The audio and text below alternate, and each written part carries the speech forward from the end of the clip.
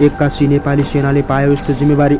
आजैदेखि अत्याधुनिक हात हतियारसहित तालिम गर्दै अन्तर्राष्ट्रिय सीमानामा नेपाली सेना परिचालन गर्ने विषयमा सरकारले निकाल्यो यस्तो निर्णय। छिमेकी राष्ट्र भारतलाई चेतावनी दिँदै नेपाली सेनाले आफैमा शक्तिशाली तालिमको घोषणा गर्यो। आजैबाट दर्शक नमस्कार, तपाईँ मेरो पोखरा टिभी हेरिरहनु भएको छ। तपाईँहरूको साथमा म प्रदीप छेत्री रहेको छु। आज पनि तपाईँहरूमा आज विशेष खालको भिडियो लिएर आएको छु। भिडियो अन्तिमसम्म हेरी मनमा लागेका कुराहरू कमेन्ट गरी जतिसक्दो सेयर गर्न पनि नबिर्सिनुहोला। नेपालको पछिल्लो घटनाक्रमलाई लिएर, नेपालका सीमा विवाददेखि लिएर नेपाली सेनाले गरिरहेको काम र कारबाहीलाई तपाईँहरूमा आज पस्कने जमर्को गरिरहेको छु। भिडियो अन्तिमसम्म हेरी नेपाली सेनाको यो बहादुरीताका लागि जतिसक्दो सेयर गरी जय नेपाल भनेर कमेन्ट गर्न पनि नबिर्सिनुहोला। नमस्कार दर्शक, मैले आज अत्यन्त खुसीको खबर लिएर आएको छु। अत्यन्तै खुसीको खबर लिएर आएको छु। नेपालका प्रत्येक सीमानामा नेपाली सेना परिचालन हुने भएको छ। सशस्त्र प्रहरी बललाई ब्याकफोर्सका लागि भए पनि नेपाली सेना अवश्य पनि अन्तर्राष्ट्रिय सीमानामा परिचालन गर्ने यो सरकारको तयारी अत्यन्त मान्य छ। नेपाली जनताले नेपाली सम्पूर्ण भूभागमा खोजेको खबर तपाईँमा आज प्रस्तुत गरिरहेको छु। भिडियो अन्तिमसम्म हेर्नुहोला। अन्तिमसम्म हेरिसकेपछि तपाईँको मनमा लागेका कुराहरू कमेन्ट गर्नुहोला। अन्तर्राष्ट्रिय सीमा सुरक्षामा नेपाली सेना परिचालन गर्नुपर्छ भन्नेले यस लेख्नुहोला। गरिनुहुन्न सशस्त्र प्रहरी बल नै ठिक छ भन्नेले नो लेखेर कमेन्ट गर्नुहोला। सुरु गरौँ आजको मुख्य विषयवस्तु। पछिल्लो समय नेपाली सेना र भारतीय सेनाबीच भइरहेको सम्पूर्ण युद्धाभ्यास सम्पन्न गर्दै नेपाली सेनाले अबको केही समयमा नै अन्तर्राष्ट्रिय सीमानामा नेपाली सेना परिचालन गर्ने विषयमा ठोस निर्णय निकाल्ने भएको छ। भारतीय सेनाको ज्यादती विरुद्ध अन्त्य गर्न नेपाली सेना आफ्नो सहकार्य विपरीत नै अगाडि बढ्न लागेको बताएको हो। नेपाली सेनाले यस विषयमा हालसम्म पत्रचार नभएको जनाए पनि सुरक्षामा खटिएको सशस्त्र प्रहरी बललाई आफूले सहयोग गर्दै आएको बताएको छ। अवकाश प्राप्त एक सैन्य अधिकारीले सीमा सुरक्षाका लागि सहयोगी भूमिका नेपाली सेनाले निर्वाह गर्न सक्ने भए पनि प्राथमिक दायित्व अर्धसैनिक संरचनालाई दिनुपर्ने बीबीसीसँग जनाउँदै आएका छन्। नेपालको नक्सामा कालापानी, लिपुलेख र लिम्पियाधुरा क्षेत्र समावेश गरेपछि नेपाल र भारतबीच सीमा विवाद चर्किँदै गइरहेको छ। यही समयमा सेनालाई सीमामा खटाउनु पर्ने विषयमा पनि सरकारी निकायहरूबाट दिन प्रतिदिन आवाज उठ्न थालेका छन्। 2 साताअघि राष्ट्रिय योजना आयोगले सार्वजनिक गरेको आगामी 3 वर्षको मध्यकालीन खर्च संरचनामा नेपाली सेनालाई अन्तर्राष्ट्रिय सीमानाको सुरक्षामा सहभागी गराउने विषयमा समेटिएको थियो। उक्त प्रावधानलाई रक्षा मन्त्रालय अन्तर्गत विक्रमसम्म 2080 भित्र कार्यान्वयनमा ल्याइने रणनीतिक रूपमा अवस्था हेरेर अगाडि बढ्नुपर्ने बताइएको छ। यसबारे उक्त दस्तावेजमा लेखिएको छ, नेपाली सेनालाई मुलुकको अन्तर्राष्ट्रिय सीमानाको सुरक्षा, नदी, खानी, वनजङ्गल, प्राकृतिक संरक्षणको कार्यमा सहभागी गराउने तथा ठूला एवं रणनीतिक महत्त्वको विकासमा आयोजनाहरूको सम्भाव्यता अध्ययन गर्दा राज्यको सुरक्षामा प्रभाव पर्ने गरी सुरक्षा प्रभाव मूल्याङ्कन गर्नुपर्ने व्यवस्था गरिएको छ। रक्षा मन्त्रालयका एक सहसचिव प्रवक्ता सन्तबहादुर सुनारले संविधानले तोकेको व्यवस्था अनुसार नै उक्त रणनीति भएको बताइएका छन्। उनले भने संविधानको धारा 266 मा सुरक्षा परिषद रहने, 267 मा नेपाली सेना सम्बन्धी व्यवस्थापन गरिएको, जसमा सार्वभौमिक सत्ता अखण्डताको रक्षा गर्ने, राष्ट्रिय एकता एवं स्वाधीनताको अक्षुण्ण राख्ने, विपद व्यवस्थापन र विकास निर्माणमा खटाउने गरी उक्त जिम्मेवारी दिएको बताइएको छ। नेपाली सेना र चिनिया सेनाको सहकार्यमा गर्न लागेका विभिन्न विकास र एजेन्डाहरूलाई समेत परिपूर्ति गर्ने केही समय अगाडि नै निर्णय भएको थियो।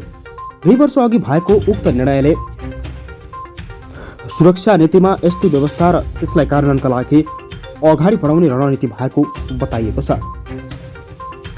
नेपालको भौगोलिक अखण्डता, नेपालको सीमा सुरक्षा जस्ता विभिन्न प्रकारका एजेन्डाहरू बोकेर नेपाली सेनाले भौगोलिक अखण्डताको रक्षा गर्ने जिम्मेवारी सेनाको भएको भन्दै अन्तर्राष्ट्रिय सीमाको सुरक्षाको विषयमा नेपाली सेना र रक्षा मन्त्रालयको कार्यान्वयन योजना भएर नै अगाडि बढ्ने बताइएको छ।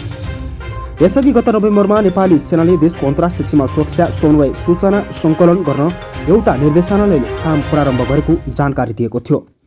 सहायक रथीको नेतृत्वमा गठन गरिएको सर्वेक्षण तथा सीमा अनुगमन निर्देशनालयले नेपालको अन्तर्राष्ट्रिय सीमा सम्बन्धी सेनाको मुख्य केन्द्रका रूपमा विकास गर्ने लक्ष्य राखेको सेनाले त्यसबेला जानकारी समेत दिएको छ।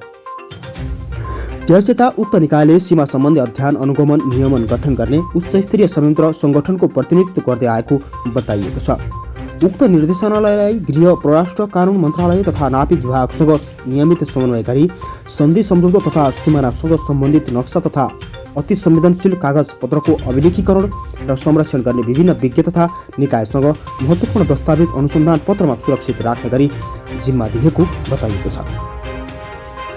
नेपाली सेनाका प्रवक्ताले अन्तर्राष्ट्रिय सीमा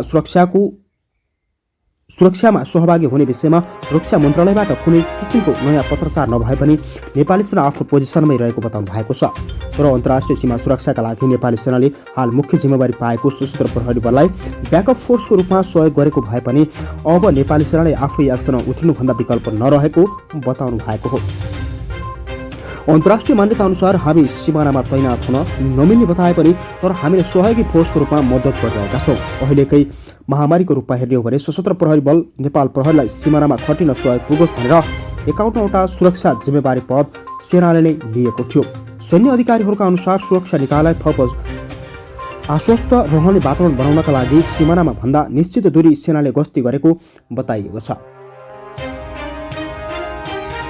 नेपाली सेनाका अवकाशप्राप्त सहायक प्रति रणध्वज लिम्बुले सेना सिधै सिमानामा नखटिने उल्लेख गर्दै उसले सहयोगी भूमिका निर्वाह गर्न सक्ने बताउनु भएको छ। उनले भने पोस्टहरू राख्नु भनेको खटिनु हो, त्यहाँ अहिलेसम्म गरेको छैन, तर सशस्त्र प्रहरी बलले सहयोग गर्न सक्छ र त्यसका लागि संवेदनशील संरचनाहरूको सुरक्षाको जिम्मेवारी नेपाली सेनाले सम्हाल्न सक्छ। त्यसबाहेक समन्वय तालिका जस्तै त्यस क्षेत्रमा तालिमको व्यवस्था गर्नुपर्ने र सहभागी जनाउनुपर्ने बताउनु भएको थियो। सुरक्षा मामिला सम्बन्धी विश्लेषक इन्द्र अधिकारी नेपाली सेनाको सीमा सुरक्षा हेर्ने भूमिका दिने अवस्था हाल नेपालमा नरहेको बताउनु भएको छ। एकदमै विशेष अवस्थामा मात्रै सेनाको सिमानामा जाने हो। नियमित समयमा अलग्गै खालको सुरक्षा बललाई सीमा सुरक्षाको जिम्मेवारी दिएको हुन्छ। नेपालको सीमा मिचिएको अवस्थामा, नेपालको भूभाग बेचिएको अवस्थामा मात्रै नेपाली सेना सिमानामा खटिन सक्छ भनेर उहाँले यसरी तर्क प्रस्तुत गर्नु भएको छ। सेनाले पछाडिबाट मद्दत गरिरहेको हुन्छ। सिमानाको मामिलामा सेनाको आँखा चिम्म गरेर बसिरहेको हुँदैन। उसले निरन्तर आँखा लगाउनु र संवेदनशील व्यक्त गर्नु, सहभागिता रहनु उसको भनाइ छ। भारतको दमन अत्याचार विरुद्ध पनि उनले गुप्तचरी सूचना आदान प्रदान र समन्वय लगायतका क्षेत्रमा सेनाले महत्त्वपूर्ण भूमिका खेल्दै आएको बताउनु भएको छ। 10 वर्षीय माओवादी सशस्त्र द्वन्द्वका बेला गठन भएको सशस्त्र प्रहरीलाई सरकारले सशस्त्र विद्रोहदेखि सीमा सुरक्षासम्म विभिन्न जिम्मेवारी दिँदै आएको थियो। त्यसबाहेक राजस्व, भन्सार, औद्योगिक सुरक्षा हेर्ने काम पनि सशस्त्र प्रहरी बलले पाएको थियो।